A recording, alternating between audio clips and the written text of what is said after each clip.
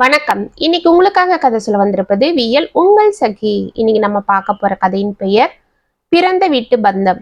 கதைக்குள்ள போலாமா?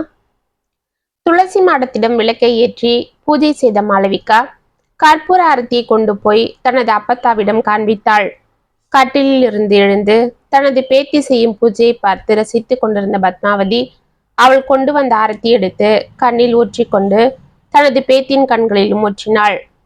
என் தங்கம் இன்னைக்கு போலவே என்னைக்கும் சிரிச்ச முகத்தோட இருக்கணும் ஆண்டவா என்று மனதார மகிழ்ந்தாள். என் அப்பத்தாவும் அது போல சந்தோஷமா சிரிச்சுக்கிட்டே நிம்மதியா இருக்கணும் என்று சிரித்தாள் மாளவிகாவும். என் ராசாத்திய கட்டிக்க என் பேர ராசகுமாரன் வந்துட்டு இருக்கான். அவன் கையில உன்னை புடிச்சு கொடுத்துட்டு உங்க அத்தைக்காரி வீட்டுக்கு நல்லபடியா அனுப்பி வச்சுட்டா அப்புறம் என்ன, என் பேரனும் பேத்தியும் சேர்ந்து வாழற அழக பார்த்துக்கிட்டே நிம்மதியா சிரிச்சுட்டே இருப்பேன். அது சரி, ஆமா அப்பா அம்மா எங்க பார்த்தா என்று சுற்றி பார்த்தாள். அவன் தங்கச்சி குடும்பத்தோட இந்த திருவிழாக்கு வரேன்னு சொன்னதும் காலையிலேயே போய் வாசல்ல நின்னுட்டான். உன் அம்மா காரியும் அவன் கூட சேர்ந்துக்கிட்டா. 1000 இருந்தாலும் நாளைக்கு சம்மந்தி ஆக போறவங்க இல்ல, அதுதான் என்று சிரித்தாள். அப்பத்தா அப்படிலாம் ஒண்ணும் இல்ல. அப்பாக்கு அத்தை 7 வருஷம் கழிச்சு வர்றது அவ்வளவு சந்தோஷம். பாவம், ஒவ்வொரு திருவிழாக்கும் அவங்கள வர சொல்லி எவ்வளவு சொல்லிவிட்டாரு. ஆனா மாமா தான் ஏதோ சாக்கு சொல்லிக்கிட்டே இருந்துட்டு அத்தைய கூட அனுப்பி வைக்கல. அதுதான் இத்தனை வருஷம் கழிச்சு வர்ற தன் தங்கச்சிய பார்க்க போற சந்தோஷம் அப்பாக்கு. ஆமாண்டி கழுத, அதோ சத்தம் கேக்குது, என் மக வந்துட்டாளா என்று தடுமாறி கொண்டு எழுந்தாள் பத்மாவதி. அப்பத்தா இரு அப்பத்தா, நானே பிடிச்சு கூட்டிட்டு போறேன். பொண்ணு வந்ததும் சந்தோஷத்தை பாரு இந்த அப்பத்தாக்கு என்று சிரித்து கொண்டே பத்மாவதியை பிடித்து கொண்டாள் மாளவிகா. கார் வாசலில் நின்றதும் கதிரேசன் ஓடி சென்று கதவை திறக்க, அண்ணே எப்படின்னு இருக்கிற என்று கேட்டுக்கொண்டே மலர்ந்த முகத்தோடு காரில் இருந்து மங்களகரமாக இறங்கினாள் விஜயா. அவளை பார்த்து கண்கள் கலங்கிய கதிரேசன், என் வைரம் எப்படிமா இருக்கிற, பார்த்து எவ்வளவு நாளாயிடுச்சு. நானும் உன்னை ஒவ்வொரு வாட்டியும் கூப்பிட்டு கூப்பிட்டு சலிச்சிட்டேன். இந்த வாட்டி அம்மா பிடிவாதமா உங்களெல்லாம் பார்க்கணும்னு சொன்னதுக்கு அப்புறம்தான் நீ வந்திருக்க இல்ல என்று செல்லமாக கோபித்து கொண்டார். அண்ணா என்னண்ணா, எனக்கு மட்டும் இங்க வரணும், உங்களை பார்க்கணும்னு ஆசை இல்லையா என்ன? என்ன செய்யறது, அவருக்கு வேலை சரியா இருக்கு. இப்போ உன் மருமகனும் வேலைக்கு போக ஆரம்பிச்சிட்டான். அப்படியா, அவ்வளோ வளர்ந்துட்டாங்களா என் செல்லங்க? ஆமா எங்கம்மா அவங்க என்று ஆவலாக பார்த்தார் கதிரேசன். இதற்குள் வா விஜயா என்று கோகிலா ஓடி வந்து விஜயாவை கட்டி கொள்ள, அண்ணி எப்படின்னு இருக்கீங்க? ஆமா எங்கேயும் மருமக என்று உள்ளே எட்டி பார்த்தாள். அதோ இருக்கா பாருங்க என்று அங்கு தனது அப்பத்தாவை பிடித்து கொண்டு வந்து கொண்டிருந்த மாளவிகாவை காண்பித்தாள் கோகிலா. அவளை பார்த்து மலைத்து போன விஜயா, என்ன நீ இது, ஏன் மருமகளா இது, இப்படி வளர்ந்துட்டாளே, ஒரு ஜாடையில என்ன போலவே இருக்கா இல்ல என்று சிரித்தாள். ஒரு ஜாடையில என்ன ராசாத்தி, அவ அச்சில வாத்தது போல உன்ன போலவேதான், உருவம் மட்டும் இல்ல குணமும் அப்படியேதான் என்று கூறிக்கொண்டே வந்து தனது மகளை அணைத்து கொண்டு கண்ணீர் வடித்தாள் பத்மாவதி. இதற்குள் காரில் இருந்து சண்முகமும் அவரது மகள் ரீத்திகாவும் சண்முகத்தின் தங்கை மகள் நேசிகாவும் இறங்கினர். அவர்களுக்கு பின்னால் சண்முகத்தின் தங்கை கௌசல்யா இறங்கினாள். அவளது ஸ்லீவ்லெஸ் ஜாக்கெட்டும் இந்த வயதிலும் அவள் செய்து கொண்டிருக்கும் மேக்கப்புகளையும் பார்த்து கோகிலா அசந்து நின்று அவளை பார்க்க, ஹனி என்ன நீ அப்படி பாக்குறீங்க, இது என் நாத்தனாரு கௌசல்யா என்றாள் விஜயா. ஓ அப்படியா, அதுதான் எங்கேயோ பார்த்த ஞாபகமா இருக்கேன்னு யோசிச்சுட்டு இருந்தேன் என்றாள் கோகிலா. வாங்க மாப்பிள்ள எப்படி இருக்கீங்க என்று பத்மாவதி சண்முகத்தை அழைக்க, நாங்க நல்லா இருக்கோம், நீங்க எப்படி இருக்கீங்க அத்தை என்றார் சண்முகம். இத்தனை வருடங்களுக்கு பிறகும் அவரது மாப்பிள்ளை பந்தா குறையவில்லை என்பதை தெரிந்து கொண்டனர் கதிரேசனும் பத்மாவதியும். நாங்க நல்லா இருக்கோம் மாப்பிள்ள, வாங்க உள்ள வாங்க. ஆமா என் பேத்தி எங்க, என் ராசா எங்க என்று அவள் கண்கள் தேட, தோ இங்கதான் பாட்டி இருக்கோம் என்று கூறிக்கொண்டே வசந்த் காரில் இருந்து இறங்கினான். அவனை பார்த்து அனைவரும் மலைத்து போக, என் மருமகனா இது, எப்படி வளர்ந்துட்டான், என் மருமகளும் பெரிய மனுஷி போல இருக்காளே என்று ஆச்சரியப்பட்டார் கதிரேசன். ஆமாண்ணா, சின்ன பிள்ளையில பார்த்தது மறுபடியும் இப்பதானே பாக்குற, அதுதான் உனக்கு அப்படி தெரியுது, என் மருமக கூட தான் வளர்ந்துட்டா என்று மாளவிகாவை அணைத்து கொண்டாள் விஜயா. சரி சரி, இங்கேதான் பேசிட்டு நிக்கணுமா, உள்ள போற ஐடியா இருக்கா இல்லையா என்றார் சண்முகம். அண்ணா என்னண்ணா அப்படி கேட்டுட்டீங்க, வாங்கண்ணா, அக்கா நீங்களும் வாங்க என்று அவர்களை உள்ளே அழைத்து சென்றாள் கோகிலா. ஆ வரோம் என்று முகத்தை உம்மென்று வைத்துக் கொண்டே கௌசல்யா அவளிடம் கூறிவிட்டு அவளது அண்ணன் அருகில் சென்றாள். அண்ணா என்ன இது, வந்தவுடனே மருமகன்னு அண்ணியும் அவங்க அண்ணனும் பேசிக்கிறாங்க என்று காதை கடித்தாள். இந்த பாரு, அவங்க முறைக்கு வேணா அப்படி சொல்லி கூப்பிட்டுக்கலாம். ஆனா என் வீட்டு மருமக உன் பொண்ணுதான். நீ அதெல்லாம் காதுல போட்டுக்காத, பேசாம வா என்று கூறிவிட்டு முன்னே நடந்தார் சண்முகம். நான் போய் பெட்டியெல்லாம் கொண்டு வரேன், நீங்க உள்ள போங்க என்று கதிரேசன் கடகடவன காரிடம் செல்ல, மாமா அதெல்லாம் ஒண்ணு வேண்டாம், நானே எடுத்துக்கிறேன் என்றான் வசந்த். யாரும் எடுக்க வேண்டாம், எல்லாரும் உள்ள போங்க, நான் எல்லாத்தையும் 10 நிமிஷத்துல கொண்டு வந்துடுறேன் என்று தாவணி எடுத்து இடுப்பில் செருகி கொண்டு டிக்கில் இருந்த பெட்டிகளை எல்லாம் இறக்கினாள் மாளவிகா. இதை பார்த்து நேஷிகாவும் ரீத்திகாவும் ஏதோ பேசிக்கொண்டு சிரிக்க தனது மருமகளை அன்போடு பார்த்து கொண்டிருந்த விஜயா, பரவாயில்லையே அம்மா, நீ சொன்னது போல என் மருமக என்ன போலதான் வேலையிலயும் சுட்டியா இருக்கா. பாத்தி அடி ரீத்திகா, உன் வயசுதான் ஆகுது அவளுக்கும், பாரு எப்படி வேலையை எடுத்து கட்டிட்டு செய்யறா. நீயும் இருக்கியே, நான் செய்யறேன்னு சொல்றியா? சரிப்போ, அவ கூட நீயும் பெட்டியெல்லாம் கொண்டு வந்து வெயி என்றாள். அம்மா இதெல்லாம் எனக்கு பழக்கம் இல்லை. நாட்டுப்புறத்துல பிறந்த உங்க அண்ணன் பொண்ணுக்கு வேணா புல்லு கட்டு தூக்கி பழக்கம் இருக்கும். நான் என்ன அப்படியே வளர்ந்தேன்? ஏதோ நீங்க சொன்னீங்களேன்னு நான் இங்க வந்தேன். அதுவும் நேஷிகாவும் வர்றதால, இல்லைன்னா நான் ஏன் இங்க வர போறேன்? அதுக்காக என்ன அவளோட எல்லாம் கம்பேர் பண்ணி எதனா சொல்லிட்டு இருந்தீங்க, அவ்வளவுதான் என்று கூறிவிட்டு வா நேஷிகா என்று அவளுடன் உள்ளே சென்றாள் ரீத்திகா. அவளை அனைவரும் ஆச்சரியத்தோடு பார்த்து கொண்டிருக்க, பாத்தியாமா, ஹாப்பியா உங்க பக்கம்தான் இந்த பொண்ணு குணம், எப்படி பேசிட்டு போற பாரு என்று வேதனையோடு கூறினாள் விஜயா. அத்தை என்ன அத்தை, பின் அவ வயசுள்ள என் கூட அவளை நீங்க கம்பேர் பண்ணி பேசினா அவளுக்கு கோபம் வராதா? அவங்களுக்குன்னு தனித்துவம் பழக்கம் வழக்கம் இருக்கும். எல்லாரும் ஒரே மாதிரி இருக்கணும்னு நம்ம எதிர்பார்க்க கூடாது. 5 விரலும் ஒண்ணு போல வருக்கு சொல்லுங்க. இதுக்காகலாம் நீங்க சங்கடப்படாதீங்க அத்தை. இங்க நீங்க சந்தோஷமா இருக்கணும், அதுதான் அப்பத்தாக்கும் அப்பாக்கும் ஆசை, சரியா என்று பெட்டிகள் எடுத்துக்கொண்டு அவளிடம் வந்தாள் மாளவிகா. அவளை கண்மலர பார்த்து கொண்டே சரிடி என்ற ஆசத்தி என்று முத்தம் கொடுத்தாள் விஜயா. வசந்த் இதையெல்லாம் ஆச்சரியமாக பார்த்து கொண்டிருந்தான். பாத்தியா உன் மருமகளை, நான் சொல்லல எப்படி பேசுறா பாரு, எல்லாம் உன்ன போலவே தான் என்று சிரித்தாள் பத்மாவதி. ஆமாம்மா, என்னை விட ஒரு படி மேலேயே பக்குவத்தோடு இருக்கிறா என்ற ஆச்சரியத்தோடு தனது தாய் அணைத்தபடி உள்ளே சென்றாள் விஜயாவும். பிறகு அனைவரும் குளித்து முடித்து விட்டு வர கோகிலாவும் மாளவிகாவும் அனைவருக்கும் உணவு பரிமாறினர். விஜயா எவ்வளவு கேட்டும் மாளவிகா தனது அத்தையை ஒரு வேலையும் செய்ய விடாமல் அவளை அமர வைத்து கேட்டு கேட்டு சாப்பாடு பரிமாறினாள். விஜய் அவளை பார்த்து தனது மனதிற்குள் பூரித்து கொண்டே இருந்தாள். அனைவரும் சாப்பிட்டு முடித்ததும் கதிரேசன் இளநீர் கொண்டு வந்து கொடுக்க அனைவரும் குடித்துவிட்டு சற்று நேரம் பொதுவாக கதைகள் பேசி சிரித்து கொண்டிருந்தனர்.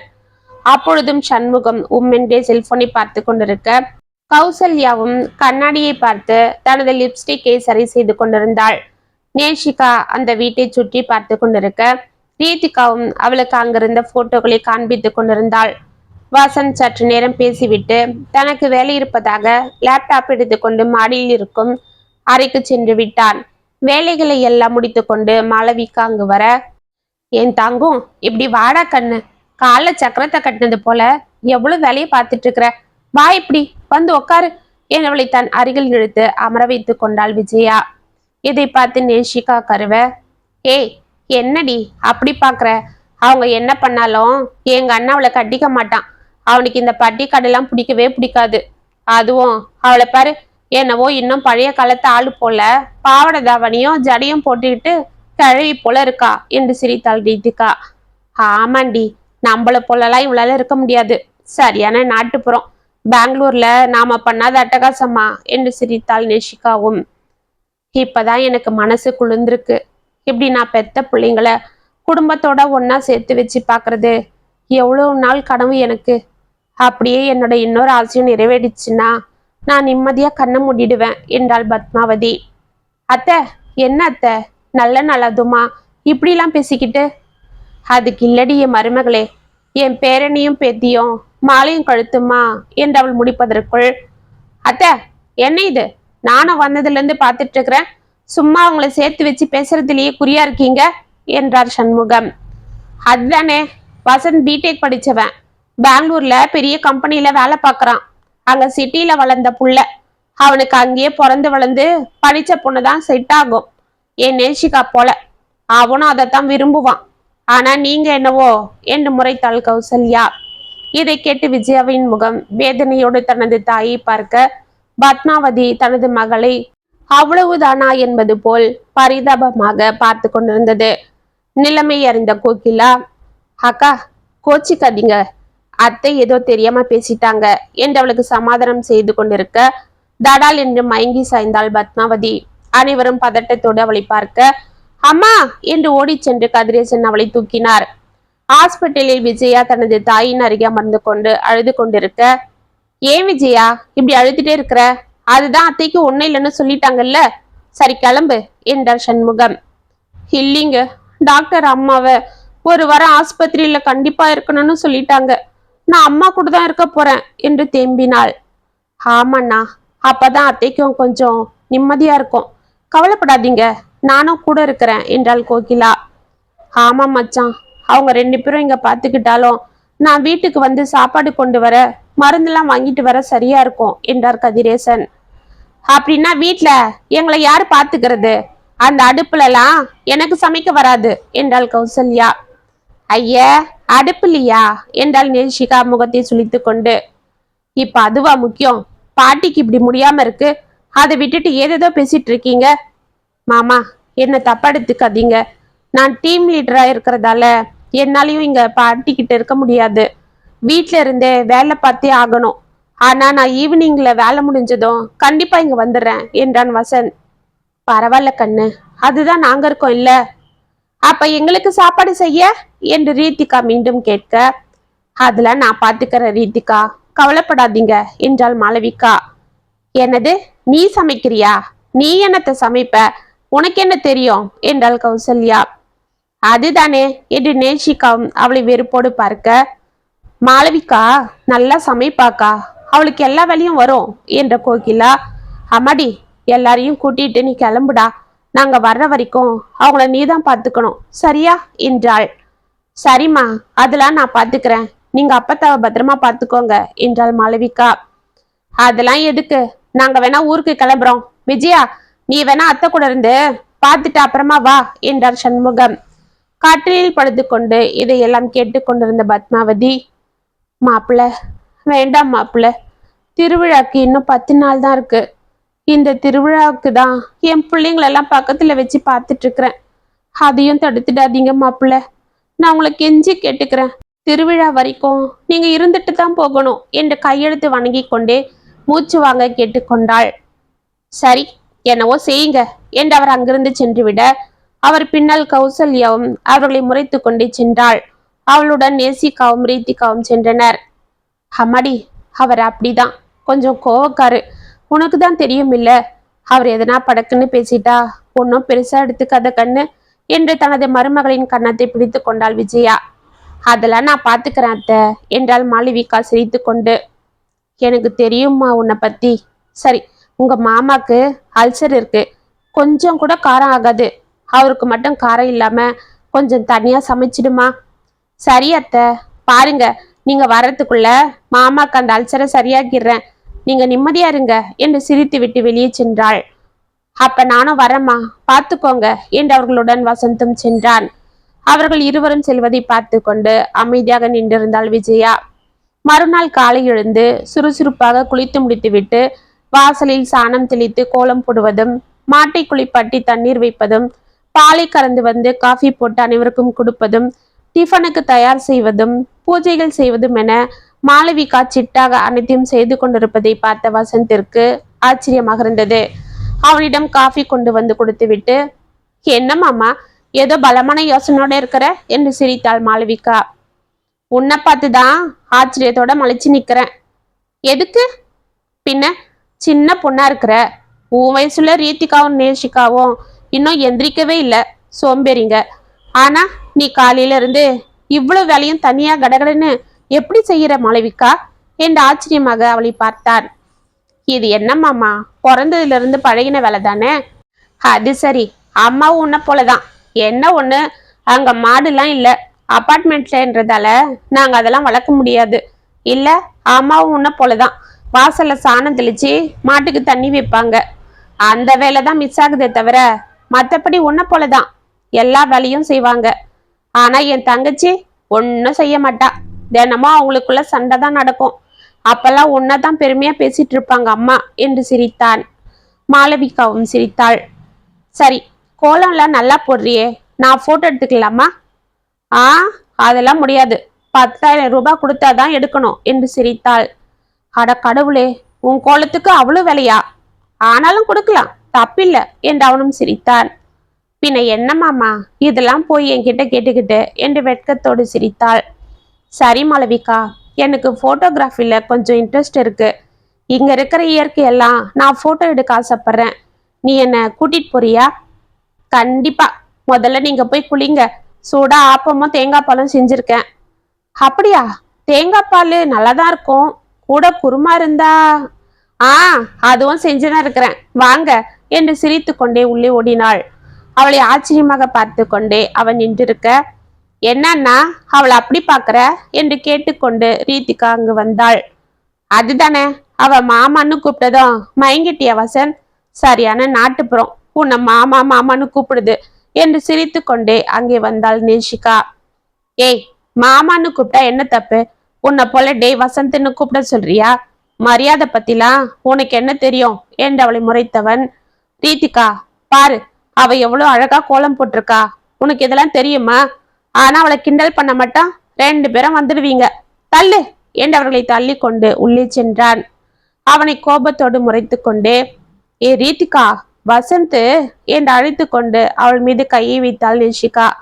இரு நேஷிகா, என்னவோ பெருசா கோலம் போட்டாலாம், நாளைக்கே நான் இது போல போடலன்னா பாரு, பெருசா பேசுறான் என்று அந்த கோலத்தை உற்று பார்த்து கொண்டிருந்தாள் ரீதிகா.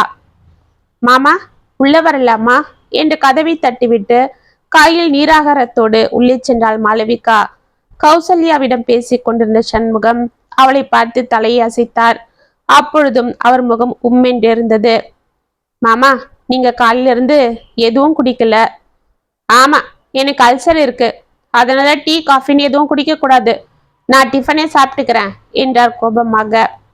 தெரியும் மாமா, இருந்தாலும் காலையில வெறும் வயிற்றுல இருக்க கூடாதுன்னு தான் தோ இந்த நீராகாரத்தை கொண்டு வந்தேன்.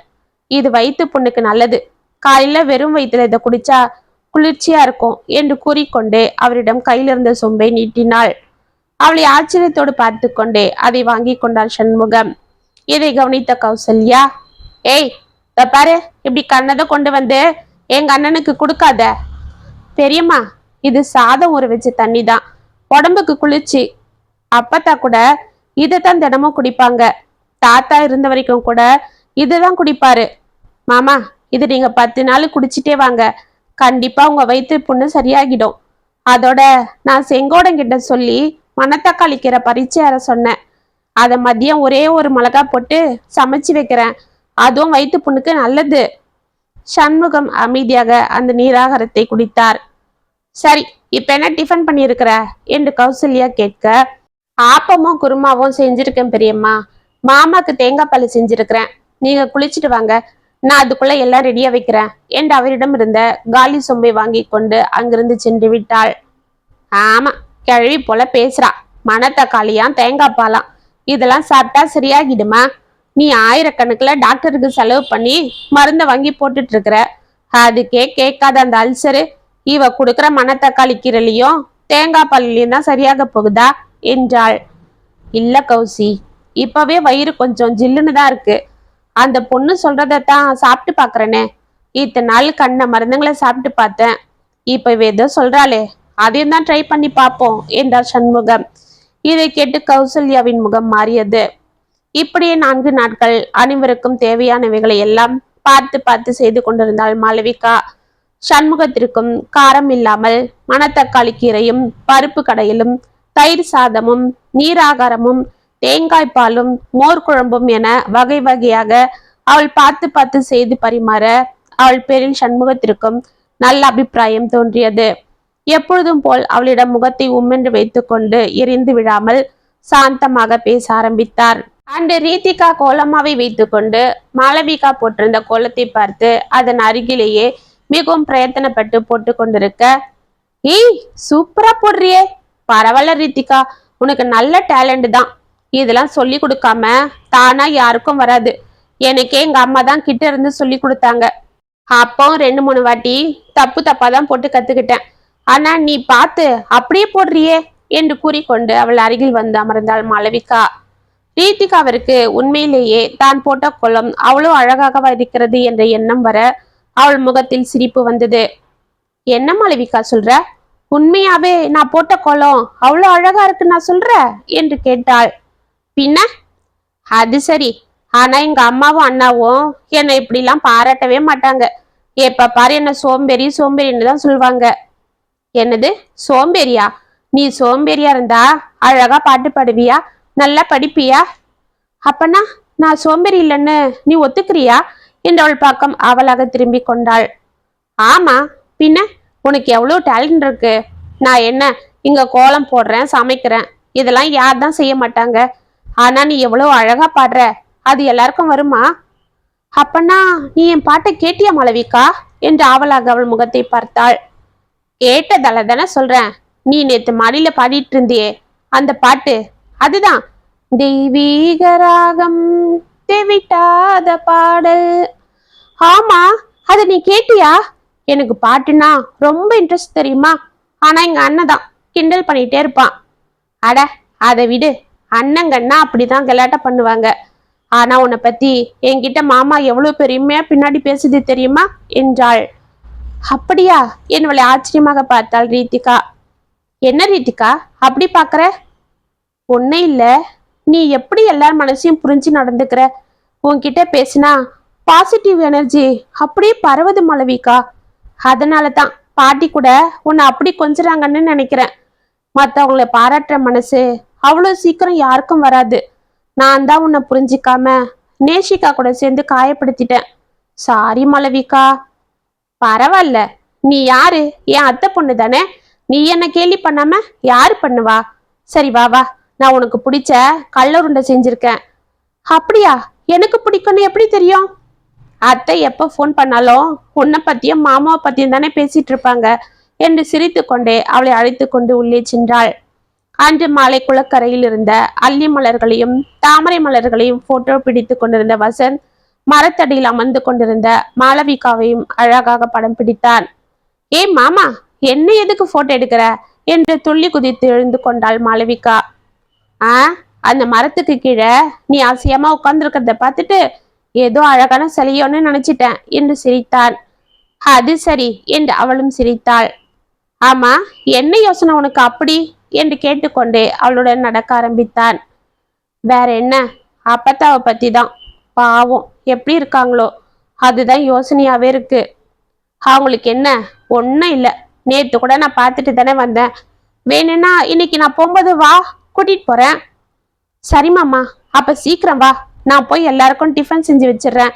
அப்படியே பெரியம்மா வடை போட சொன்னாங்க, அதுக்கும் பருப்பு ஊற வச்சிருக்கேன், அதையும் அரைச்சி வைக்கணும் என்றாள். ஏய் மாளவிகா, நான் ஒன்னு கேட்டா நீ தப்ப எடுத்துக்க மாட்டியே என்றான். என்ன மாமா, உன்னை போய் நான் என்ன தப்ப எடுத்துக்க போறேன் சொல்லு என்று அவனை சிரித்து கொண்டே பார்த்தாள். ஒன்னும் இல்ல, அன்னைக்கு உனக்கும் எனக்கும் கல்யாணம் பண்ணணும்னு பாட்டி பேசினப்ப அப்பா அதெல்லாம் முடியாது, நான் என் தங்கச்சி பொண்ணதான் என் மருமகளை ஆக்கிக்க போறேன்னு சொன்னாராம். அத்தையும் அப்படிதான் சொல்லியிருக்காங்க. அதனால தான் அப்பத்தாவும் நெஞ்சு வலி வந்து ஆஸ்பத்திரியில இருக்காங்க. நீயும் எவ்வளவோ நல்லா பார்த்துக்கிட்டாலும் எங்க அத்தையும் நேஷிகாவும் கூட உன்னை ரொம்ப கஷ்டப்படுத்துறாங்க. ஆனா நீ எதையும் மனசுல வச்சுக்காம அவங்களுக்கு எல்லாம் செய்யற. அது எப்படி உன்னால முடியுது? இதுல என்னமாமா இருக்கு? அவங்களுக்கு அவங்க பொண்ண உனக்கு கட்டி கொடுக்கணும்னு ஆசை. அதுக்கு நான் எங்க குறுக்க வந்துட போறேன்னு பயம். அதுக்குதான் அப்படி நடந்துக்கிறாங்க. அதுக்காக வீட்டுக்கு வந்த விருந்தாளிய நான் அசிங்கப்படுத்தலாமா? அது தப்பில்லையா என்று வெகுளித்தனமாக கேட்டாள். அப்பனா எனக்கு உன்னை கட்டி வைக்கலன்னு உனக்கு கோபம் இல்லையா? உனக்கு அந்த ஆசை இல்லையா? அது நடக்கலன்னு ஏமலியும் கோபம் இல்லையா? அப்படிலாம் ஒன்னும் இல்லை மாமா. நான் எங்க அத்தைக்கு மருமகளா வரணும்னு தான் ஆசைப்பட்டேன். ஏன்னா சின்ன வயசுல இருந்தே அப்பாக்கு அத்தைன்னா ரொம்ப இஷ்டம். அதை பார்த்து நானும் அத்தை மேல ஆசையா இருப்பேன். அதுவும் அப்பத்தா எப்ப பாரு நீ உங்க அத்தை போலியதான் இருக்கிற, அவளை போலதான் குணவதியா இருக்கிறன்னு சொல்லிட்டே இருப்பாங்க. அப்பெல்லாம் எனக்கும் அறியாம அத்தை மேல மரியாதையும் பாசமும் வந்துடுச்சு. அதுதான் அவங்க கூடவே இருக்கணும்னு ஆசைப்பட்டேன் என்று சிரித்தாள். அவளை ஆச்சரியமாக பார்த்து கொண்டிருந்தான் வசந்த். சண்முகம், ரீத்திகா, வசந்த் மூவரும் மாளவிகாவிடம் அன்போடு பழகுவதை பார்த்து நேஷிகாவிற்கு எரிச்சலாக இருக்க அன்று தனது தாயிடம் மிகவுமே புலம்பிக் கொண்டிருந்தாள். அம்மா, என்னம்மா அந்த குரங்க பார்த்து வசந்த் ரொம்ப தான் வழியறான். அவ கூட ஊரெல்லாம் சுத்துறான். நான் கூட வரேன்னு சொன்னாலும் வேண்டான்னு சொல்றாமா. மாமாவும் அவகிட்ட சிரிச்சு சிரிச்சு பேசுறாரு. அவ செய்யறதெல்லாம் பாராட்டுறாரு. அந்த ரீத்திகாவும் இப்பெல்லாம் என் கூட அதிகமா டைம் ஸ்பெண்ட் பண்றதே இல்லை. அவகிட்டே தான் சமைக்கிறேன், பாட்டு பாடுறேன்னு சுத்திக்கிட்டே இருக்கிறா என்றால் முகத்தை சிடுசிடவென வைத்து கொண்டு. ஆமாண்டி, நானும் கவனிச்சுக்கிட்டு தான் இருக்கிறேன். அதுக்குதான் அன்னைக்கு ஊருக்கு போலான்னு எங்க அண்ணன் கிட்ட சொன்னேன். ஆனா அந்த கிழவிதான் காரியத்துக்கு எடுத்துடுச்சு. இப்ப என்னம்மா பண்றது? இப்படியே போனா அந்த கிழவி அத்தெல்லாம் சேர்ந்து அந்த மாளவிகாவை வசந்துக்கே கட்டி வச்சிருவாங்க போல இருக்கே. மாமாவும் இப்ப இருக்கிற நிலைமையில தலையதான் ஆட்ட போறாரு பாரு என்றாள். அதெல்லாம் ஒன்னும் ஆகாது. அதுக்கு நான் விட்டுடுவேனா? இத்தனை வருஷமா எங்க அண்ணன் சொத்துக்காக அவனையும் சுத்திக்கிட்டு வந்தேன். யாரையும் பக்கத்துல அண்டை விடாம பாத்துக்கிட்டேன். உன்னை எப்படியாவது அந்த பயலுக்கு கட்டி வச்சினோன்னு எங்க அண்ணன் மண்டைய கழுவிட்டு இருந்தேன். பெங்களூர்ல எப்படிப்பட்ட பொண்ணுங்கள்லாம் இருக்காளுங்க. அவங்களையா அவன்கிட்ட நெருங்க விடாம பண்ணவளுக்கு இந்த நாட்டுப்புற பொண்ணை நெருங்க விட்டுடுவேனா? அதெல்லாம் நான் பாத்துக்கிறேன், நீ பேசாம இரு. வசந்தே உனக்கு தான். எனக்கு நம்பிக்கை இல்லை. நான் இப்ப பண்றத பார்த்துட்டு நீ ஏன் ஆச்சரியப்படுவ பாரு என்றாள். என்னம்மா, என்ன செய்ய போற? அடியே, அந்த பிசாசு எங்க அண்ணனுக்காக பத்தியமா சமைக்கிறேன், அவர் பாத்துக்கிறேன்னு தானே சீனை போட்டு மடக்கிட்டு இருக்கா. அதுல தானே எங்க அண்ணனும் ஆஹா அந்த பொண்ணு நம்ம மேல பாசமா இருக்கான்னு மயங்கி கிடக்குறான். அதை உடைச்சா அதுக்கு என்னமா செய்ய போற? இன்னைக்கு அந்த குரங்கு ஏதோ காரம் இல்லாம எங்க அண்ணனுக்குன்னு குருமா செஞ்சு வச்சிருக்காளாம். அதுல 10 மிளகாவை அரைச்சி ஊத்தி இருக்கிறேன். அதை சாப்பிட்டா எங்க அண்ணன் வயிற்று வலி வந்து துடிப்பான். அப்ப இறங்கி என் பர்ஃபார்மன்ஸை காட்டுறேன் பாரு. நான் போடுற போடுல அவளை எங்க அண்ணன் காரி துப்பிட்டு இன்னைக்கே பெட்டி எடுத்துக்கிட்டு எல்லாரையும் கூட்டிட்டு கிளம்பணும். அப்படியா? வெரி குட், சூப்பர் மணி என்று அவளை அணைத்து கொண்டாள் நேஷிகா. என்னம்மா, இன்னைக்கு எனக்காக காரம் இல்லாம ஏதோ குருமா செஞ்சேன்னு சொன்னியே, எங்க வெய் பார்க்கலாம் என்று சண்முகம் மாளவிகாவிடம் ஆவலாக கேட்க, தோமாமா உங்களுக்காக தான் செஞ்சேன், இந்தாங்க இதை தைரியமா சாப்பிடுங்க. இதுல வெறும் தேங்காய் பால் தான் இருக்கு, அரை மிளகா தான் அரைச்சி ஊத்தி இருக்கிறேன் என்று கூறிக்கொண்டு அவருக்கு பரிமாறினாள் மாளவிகா. சண்முகமும் ஆவலாக 2-3 வாய் அதை எடுத்து கடகடவென சாப்பிட்டு விட பிறகுதான் காரம் அவருக்கு சுர்ரென மண்டைக்கீறியதை உணர்ந்தார். என்னம்மா இது, இவ்வளவு காரத்தை போட்டிருக்கிற என்று அவர் துடித்து போக, அப்பா என்னப்பா என்ன ஆச்சு என்று ரீத்திகாவும் வசந்தும் பதறி போயினர். மாளவிகா ஒன்றும் புரியாமல் விழிக்க, என்ன மாளவிகா, என்ன சமைச்ச? அப்பா இப்படி துடிக்கிறாரு என்று கோபமாக கேட்டான் வசந்த். இல்லம்மாமா, நான் காரமே போடல, ஒரே ஒரு மிளகா தான் அரைச்சி ஊத்தின என்றாள் மாளவிகா அப்பாவியாக. அதுக்கா எங்க அண்ணன் இப்படி துடிக்குது, கொண்டாடி இப்படி என்று அதை வாங்கி வாயில் ஊற்றி கொண்டாள் கௌசல்யா. அப்பா காரம் காரம் என்று அவள் அலறி துடிக்க, அம்மா இந்தம்மா தண்ணி குடி என்று நேஷிகா பதறினாள். அடி பாவி, என்னாலேயே இதை தாங்க முடியலையே, எங்க அண்ணன் எப்படி தாங்கிச்சோ. ஓஹோ, இப்பதான் தெரியுது, எங்க அண்ணன் உன்னை தன் பையனுக்கு கட்டிக்கலன்னு இப்படி அவரை கொன்னுட்டு உங்க அத்தைய மாக்கி கைக்குள்ள போட்டுக்கிட்டு அந்த வீட்டுக்கு மருமகள் ஆகிலான்னு பாத்தியாடி சதிகாரி. இதெல்லாம் யாரு சொல்லி கொடுத்த ஐடியா? உங்க அப்பத்தாவா என்று நீட்டி முழக்கினாள். பெரியம்மா, அதெல்லாம் ஒண்ணு இல்ல, ஏன் இப்படி எல்லாம் பேசுறீங்க என்று அழுதாள் மாளவிகா. ஏ நீலி, பேசாத. உங்க அப்பத்தா உனக்கு ஐடியாவை சொல்லி கொடுத்துட்டு அவ போய் ஆஸ்பத்திரியில படுத்துக்கிட்டாளா? முதல்ல எங்க மாமாவை பாசத்தெல்லாம் மயக்க பார்த்த, அப்போ அவரு சரிப்பட்டு வரலன்னு ஒரேடியா கொண்டுலான்னு பிளான் போட்டியா என்று நேஷிகா கத்த. ஏய் பேசாம இருங்க, அப்பாக்கு முடியாம அவசப்படுறாரு, இப்பதான் அதெல்லாம் பேசிட்டு. ரீத்திகா, நீ அப்பாவை மெதுவா உள்ள கூட்டிட்டு போய் படுக்க வை, நான் டாக்டரை கூட்டிட்டு வந்துடுறேன் என்று வெளியே ஓடினான் வசந்த். மாமா நானும் வரேன் என்று மாளவிகா அவனுடன் செல்ல, அதெல்லாம் ஒண்ணும் வேண்டாம், நானே பார்த்துக்கிறேன் என்று கோபமாக கூறிவிட்டு வெளியே சென்றான். மாளவிகா பதறிக்கொண்டு ரீத்திகாவுடன் சேர்ந்து சண்முகத்தை உள்ளே அழைத்து சென்று படுக்க வைத்தாள். அவருக்கு இப்ப வயிற்றுல அவ்வளவா புண்ணு இல்லைன்னு தான் நினைக்கிறேன். இல்லைன்னா அவருக்கு இருந்த அல்சருக்கு இந்நேரம் ரொம்ப டேஞ்சர் ஆகியிருக்கும் என்று கூறிக்கொண்டே அவரது ரிப்போர்ட்ஸை எல்லாம் வசந்திடம் கொடுத்த டாக்டர், ஒன்றும் பயப்படாதீங்க வசந்த், உங்க அப்பாவுக்கு ஒன்றும் பிரச்சனை இல்லை. ஒரு 2-3 நாளைக்கு இந்த மருந்தை கொடுங்க. டயட் எப்பவும் போலதான், காரம் இல்லாம, முடிஞ்சா லிக்யூடா கொடுங்க என்று கூறிவிட்டு சென்றார்.